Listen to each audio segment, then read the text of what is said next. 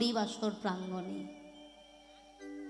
শাস্ত্রে বললেন হরি নামে হরি নামে, হরি নামে হরি নামে,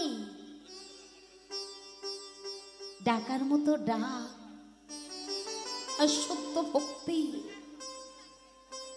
ভাবটি যদি পরিপূর্ণ থাকে, বৈকুণ্ঠের ভগবান তিনিও এই ভূলোকে নেমে আসে। আর একটি কথা বলি, কীর্তনটা কিন্তু রসময়, শোধাময়, মাধুর্যময়। আবেগ দিয়ে বুঝলে হবে না, একটু বিবেক দিয়ে বুঝতে হবে। বিবেক যেটি আমাদের পরিপূর্ণ ভগবান চরণে পৌঁছে দিতে পারে। কারণ ভাবরাজ্যের মধ্যে প্রবেশ করতে গেলে বিবেকে কথা বলতে হয়, আবেগের সেখানে কোনো জায়গা নাই। সেই বিবেকটা প্রকাশ করে যদি গুরুচরণ আমরা সার করতে পারি, গৌর গোবিন্দের রাতুল রাঙা চরণ একবার যদি আমরা স্মরণ করতে পারি, তাহলে অনায়াসেই ভাবসিন্ধু বৈতরণী পার হয়ে যাব। তারপরে আরো একটি কথা বলি, এই যে ভক্ত বড় শক্ত, ভক্তকে ধরে রাখার মতো ক্ষমতা ভগবানেরও নাই, যদি ভগবান না চায়, তাই তো নাকি? শাস্ত্রে বললেন যিনি সৃষ্টি স্রষ্টা ভগবান, যিনি গোলক বিহারী হরি, যিনি পতিত পাবন পতিত উদ্ধারকারী, তিনি বড় না ভক্তকে ভালোবাসে, ভক্ত চরণ বড় আশা করে। তাই তো চৈতন্য চরিতামৃতে কবিরাজ গোস্বামী তিনি নিজেই প্রণিপাত করেছেন, কি জানেন? ভক্ত আমার মাতা পিতা, মাতা পিতা, ভক্ত আমার গুরু, ভক্ত আমার গুরু, এই ভক্ত জন রেখেছে নাম বাঞ্ছা কল্প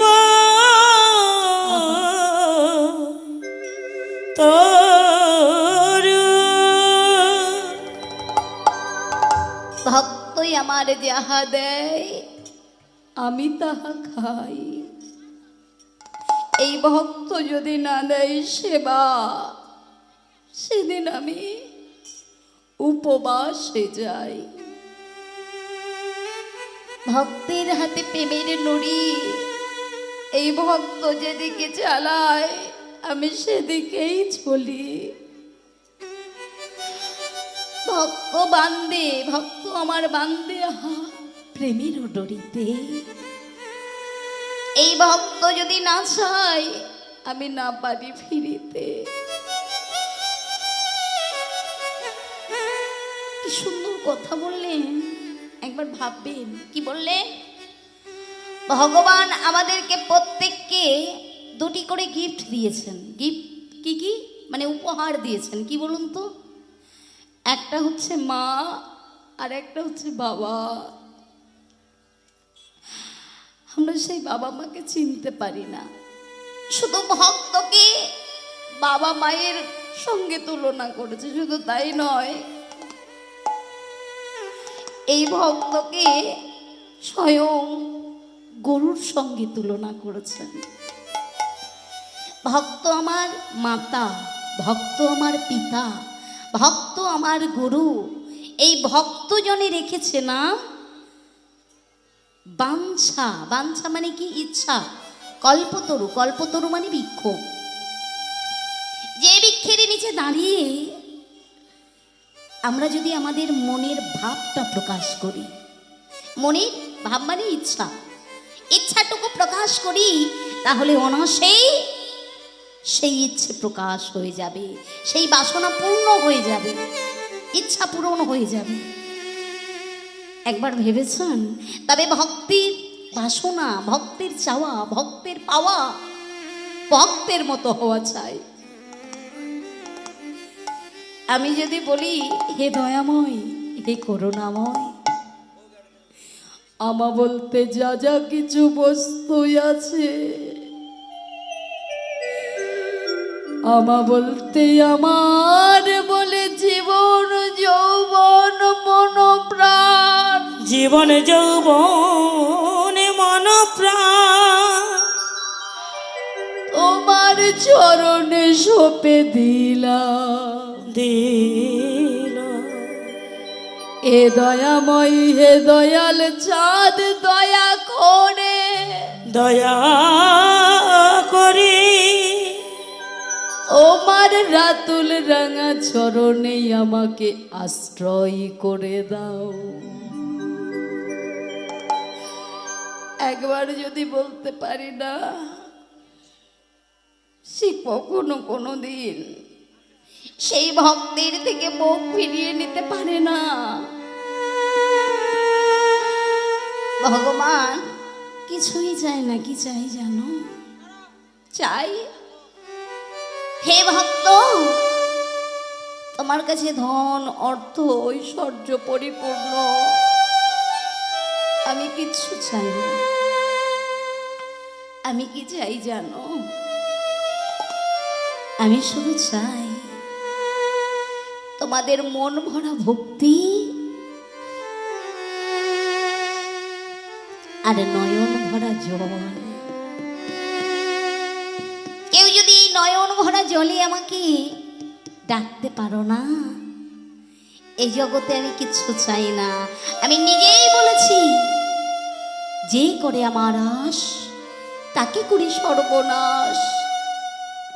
যদি না ছাড়ে সেই ভক্ত আমার পাশ, তবে আমি হই তার দাসের অনুদাস, তার দাসের দাসত্ব গ্রহণ করি। একবার ভেবেছেন, যদি আমার গৌরচাঁদকে কেউ ভালোবাসেন, তার চরণের দাস হওয়া যায়। আজকে ভগবান মধ্যাহ্নকালীন লীলার কথা ভাবলেন, ভাবে দয়া বেশি কহে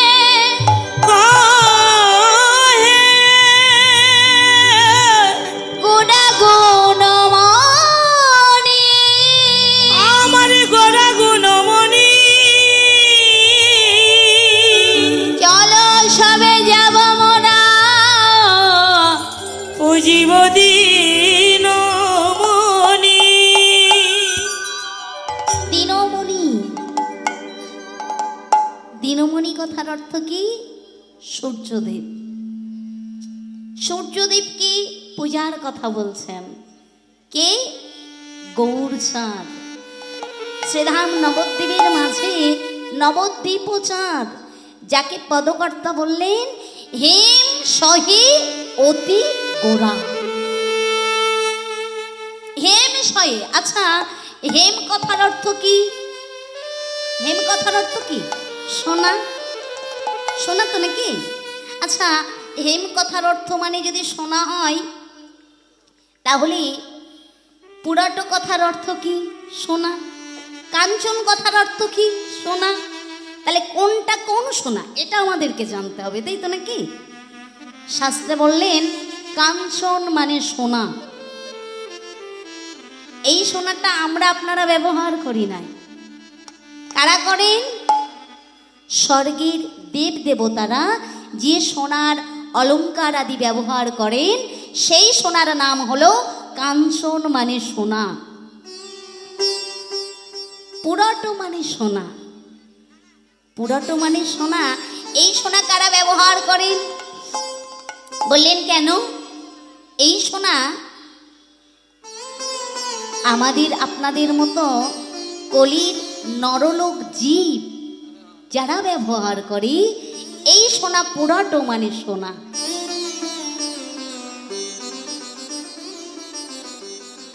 আরে হেম মানে সোনা। এই সোনা কাকে বলা হয়? শাস্ত্রে বললেন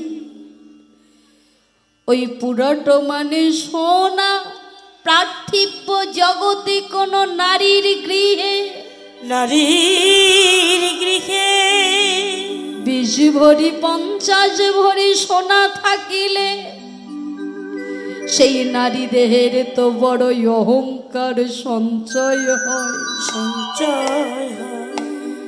কিন্তু হেম সোনা, যে সোনা আমার গৌর সোনা, একবার যদি কোনো ভক্তের হৃদয় আকাশে উদয় হয়, কোনো ভক্তের হৃদয়ে ঘরে প্রবেশ করে, সেই ঘরের অবস্থা কি হয় জানো? ও তার ঘরের বাহির,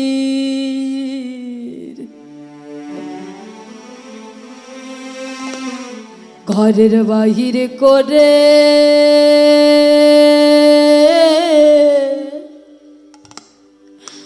করে দেয় দেয় গো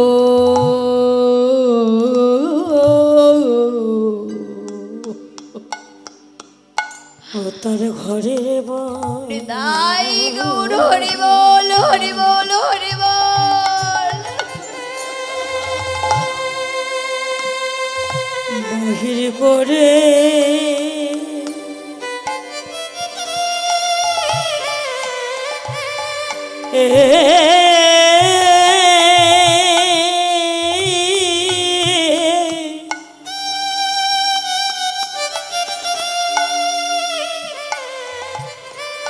করে দেয় গো ও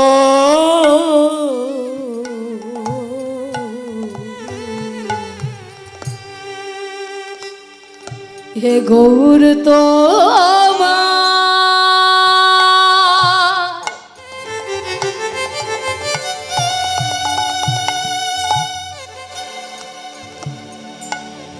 তোমার হলাম বলে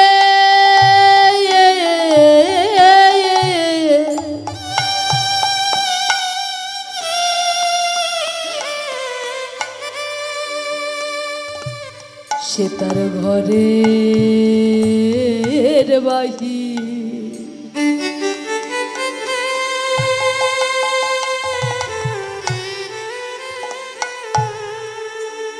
ঘরের বাহির হয়ে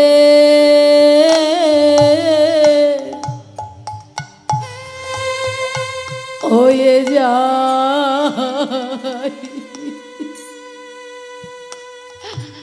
যাই গো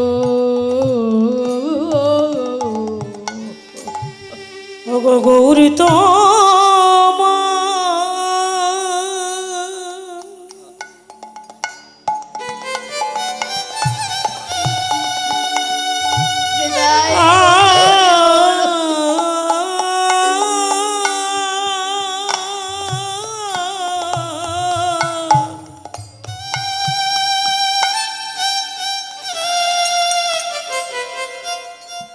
তোমার হলাম বলে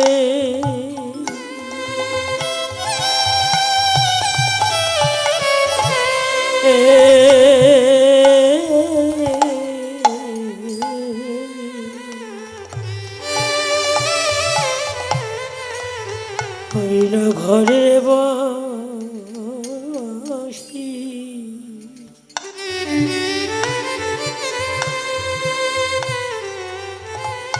বাহির করে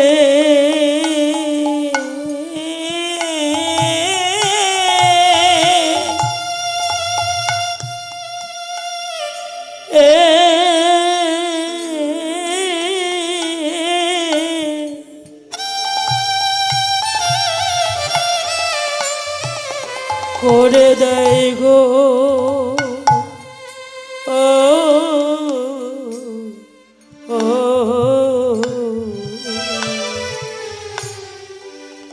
কোন কলির ঝি একবারে যদি গৌর চরণ আশ্রয় করে এ জগতে ভাই বলো বন্ধু বলো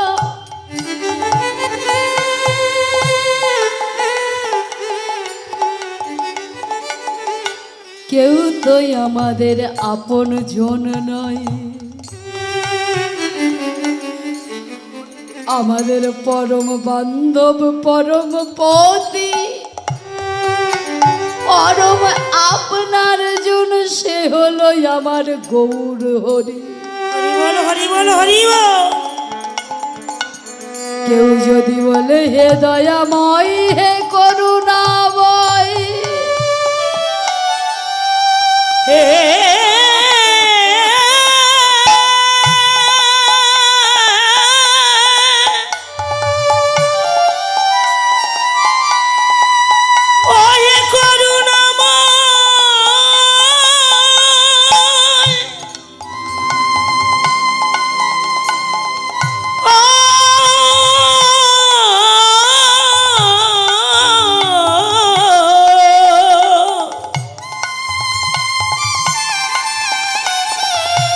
ওগো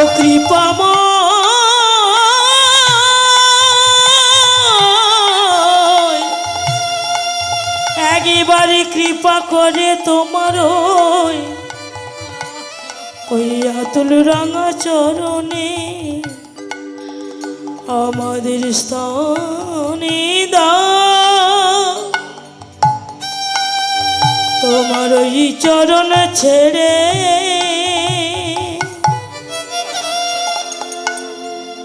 বলো আমরা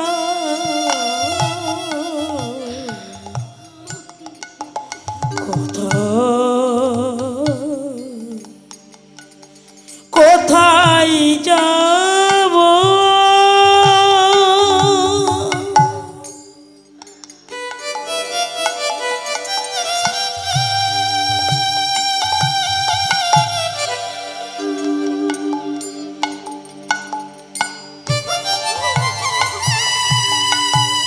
নিতাই গৌর হরি বল হরি বল হরি বল।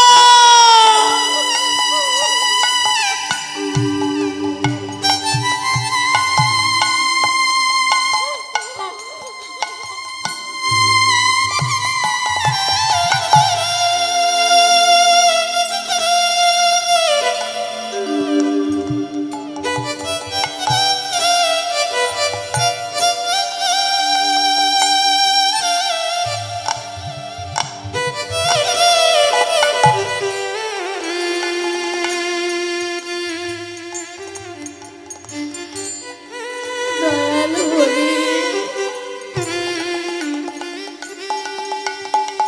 তোমার চরণে রইল এই দাসীর এই মিনতি দশরে মিনতি তোমার চরণ ছাড়া করো না গো তোমার চরণ ছাড়া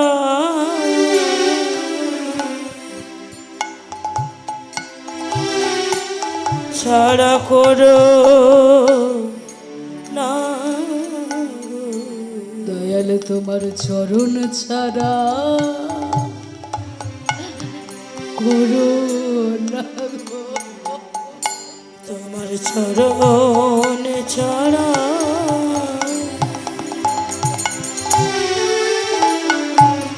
করো না গো তোমার চরণ ছাড়া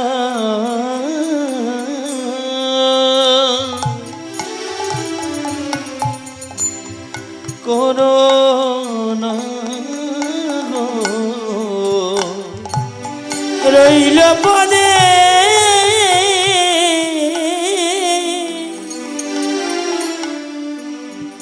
ওই মিনতি যেন চরণ ছাড়া ছাড়া করো না। আমি অভাগিনী কাঙালিনী যেন চরণ ছাড়া করো না গো। আমি অভাগিনী কাঙালিনী যেন চরণ ছাড়া করো না গো। আমি অভাগিনী কাঙালিনী চরণ ছাড়া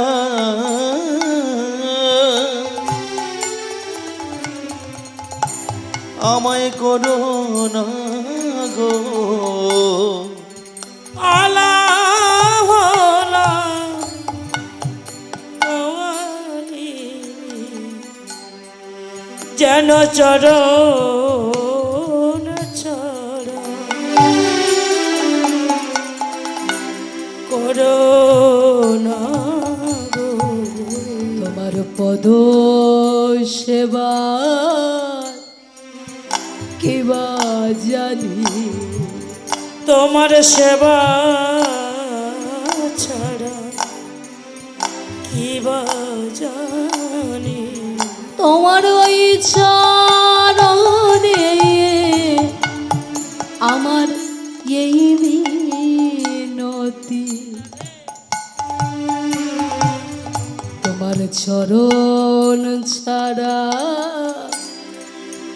করো না গো। চরণ ছাড়া আমি কি বা জানি। বলি চরণে রইল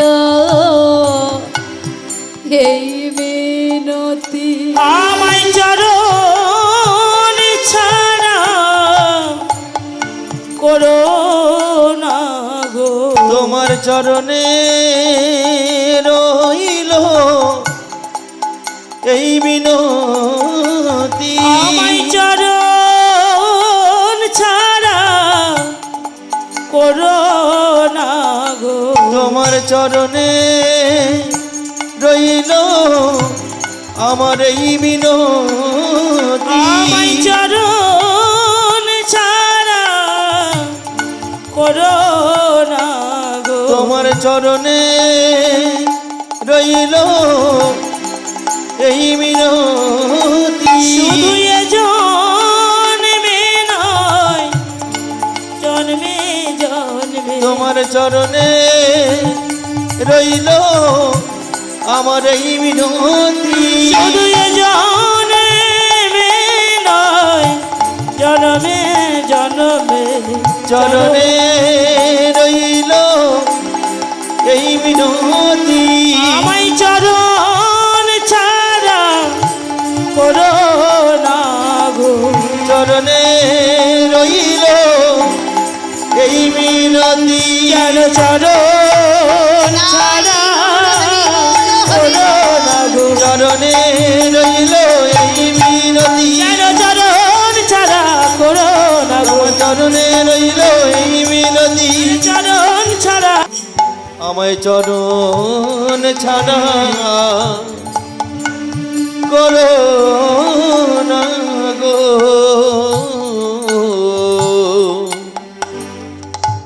এই দয়াল চাঁদ, আমার কাছে অর্থ সম্পদ কিছুই নাই। তুমি কৃপা করে যে অর্থ আমাকে দিয়ে পাঠিয়েছো, তোমার ধন, তোমার যৌবন, তোমার বিষয়, তোমার বস্তু, তোমার কিছু তোমাকেই সমর্পণ করে দিলাম দয়াময়।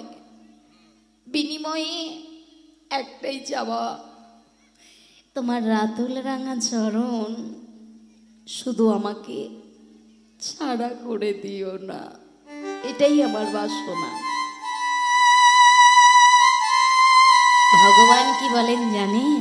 এই যে ও হে ভক্ত, আমি তোমাদের কাছে কিছুই চাই না, এই দুফোঁটা নয়ন বাড়িতে তোমরা সারা জীবনের জন্য আমাকে কিনে নাও।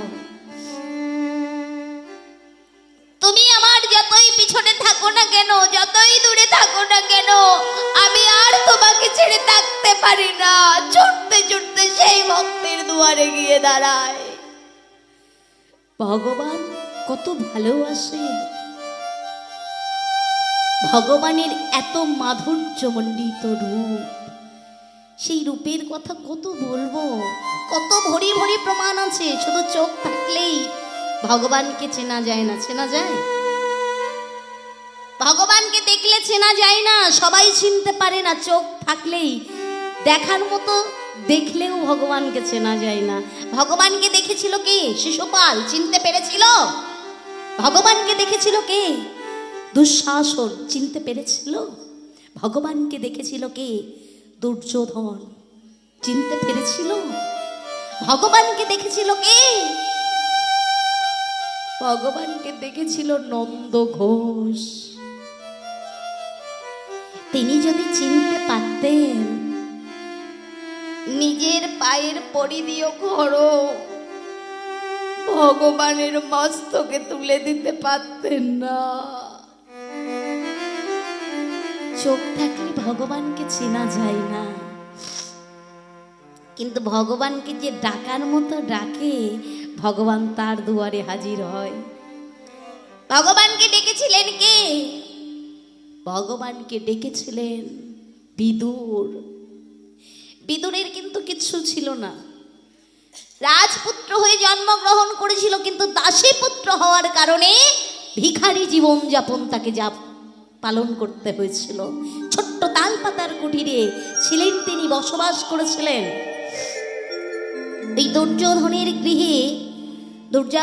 গৃহে যেদিন নিমন্ত্রণ ছিলেন, কোথায় দিকে যেন শুনেছেন বিদুরের স্ত্রীকে পরাশরী দেবী। পরাশরী স্বামীকে বলছে, ওগো এই যে শুনছো, কি গো শুনতে পাচ্ছ? একবার আমার কথা শোনো না, যাও না, একবার ভগবান আসছে, তুমি একবার গিয়ে বলবে তোমার মা তোমাকে যেতে বলেছে। আমার যদি পরম আপনার, আমার যদি একান্ত আপনার কেউ থেকে থাকে, শিশুকাল হইতে আমি তাকে পুত্রজ্ঞানে ভালোবাসি, একবার তুমি যাও না, গিয়ে একবার তাকে বলবে তোমার মা একটু দেখা করে যেতে বলেছে, আমার গৃহে নিয়ে আসবে। বিদুর বলছে, পরাশরী তুমি কি যে বলো না, কি গো সে যাবে রাজার গৃহে? তোমার মতো তাল পাতার কুঠিরে ভিখারির গৃহে কেউ আসে? আসবে না। যাও না, একবার যাও না, শোনো না, একটি বাড়ির জন্য গিয়ে বলবে তোমার মা তোমাকে যেতে বলেছে। বারবার বলছে। বিদুর আর থাকতে পারলেন না। গোবিন্দ আসছে, আশাপথ দর্শন করে দাঁড়িয়ে আছে। ঠিক এমতো সময় গোবিন্দ আসছে। গোবিন্দকে দেখে বিদুর ছুটতে ছুটতে ছুটতে ছুটতে ভগবানের কাছে গিয়ে দাঁড়িয়েছেন। ভগবান, ও গোবিন্দ, গোবিন্দ তুমি এসেছো? গোবিন্দ তুমি এসো, এসো গোবিন্দ। কোথায় যাব? একবার চলো না গোবিন্দ, তোমার মা পরাশরী তোমাকে একবার একটু যেতে বলেছে। বিদুর, আমি দুর্যোধনের গৃহে যাব, ওই দুর্যোধনের গৃহে আমাকে নিমন্ত্রণ করেছে, আমি আজকে যাব না, তুমি ফিরে যাও, আমি অন্য একদিন যাব। দয়াময় তুমি যাবে না? করুণাময়, যাব না বিদুর, তুমি ফিরে যাও। ও দয়াময়, তোমার মাঝে তোমার আশা পথে বসে আছে, চলো না দয়াময়। ওগো ওগো ওগো করুণাময়, তুমি যে মঙ্গলময়, তোমাকে কিভাবে পুজো করতে হয়, তোমাকে কিভাবে স্মরণ করতে হয় আমি কিছুই জানি না। দয়াময় একটু চলো না দয়াল, তুমি যে মঙ্গলময়। দুটি কর জোর করে চরণের কাছে বসে বলছেন, মঙ্গলময়